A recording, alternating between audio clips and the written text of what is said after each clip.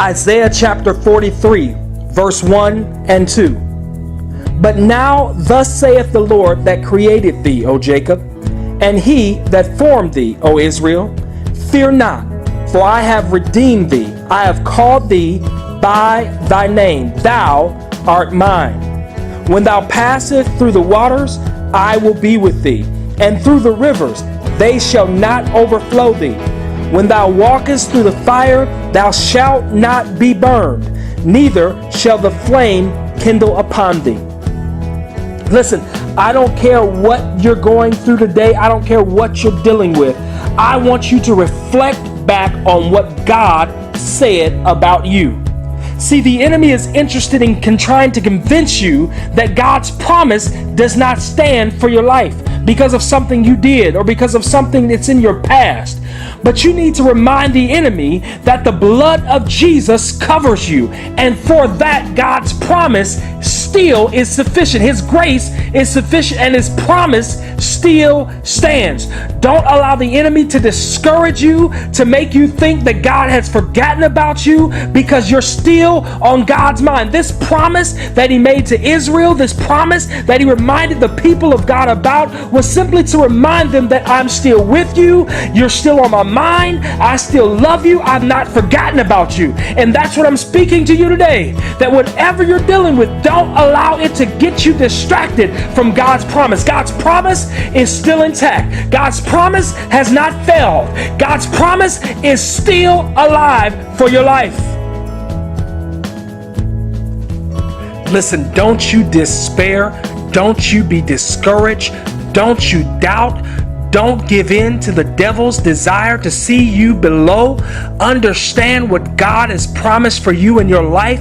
It shall come to pass. 1 Samuel chapter 1, verse 2. And he had 2 wives. The name of the one was Hannah, and the name of the other Peninnah. And Peninnah had children, but Hannah had no children. Listen, that's current state for some of us right now.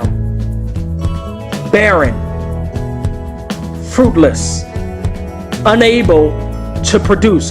Hannah was barren, fruitless, unable to produce a child, something of honor, something that meant something, an ability to be able to produce. And that's in verse 2. And some of us don't understand why we're going through a verse 2 situation in our lives. Why am I barren, God? Why am I fruitless, God? And we don't understand that although we're in verse 2 right now, verse 20 is coming. Check out what verse 20 reads. Wherefore it came to pass, when the time was come about after Hannah had conceived. Wait. Verse 2, barren, unable to conceive, unable to produce. Fast forward, verse 20, fruitful, producing, having a child. See, some of us don't understand why we have to go through verse 2 to get to verse 20. But I want you to know, my friend, today that your verse 20 is on the way. All you have to do is keep the faith. Don't allow the enemy to get you to not believe God's promise for your life, but keep pressing toward the mark for the prize of the high calling. Do not stop. Don't give in. Don't let the enemy get you to think that God has forgotten about his promise in your life. Verse 2, barren. Verse 20, fruitful. Verse 2, without children. Verse 20, with children. Listen, your verse 20 is on the way.